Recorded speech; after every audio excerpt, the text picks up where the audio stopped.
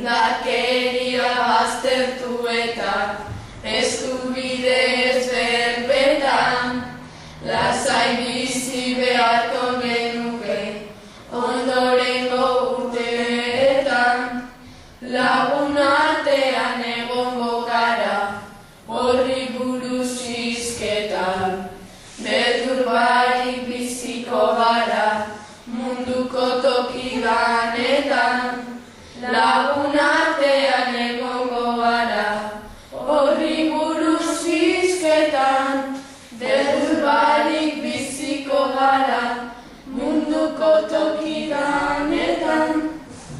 Kaixo mama, eskolatik bialdu hasta lan bat egiteko dadea indarkeria buruzko galeroaz. Zuretzako zer esan nahi du indarkeriak? Etxeko giroan gizonak indarkeria emakumeen gainetik jartzea. Zergatik gizon batzuk emakumeen baino gehiago direla pentsatzen dute? Haurtzaroko eskolako, etxeko eta kaleko heziketagatik. Emakumeen biolentziak seme alabei kalte egiten aldie? Bai, kalte handia egiten die. Zer egingo zenuke hori aldatzeko? Gizon horri baztertu eta familia girotik kendu. Bale, eskerrik asko.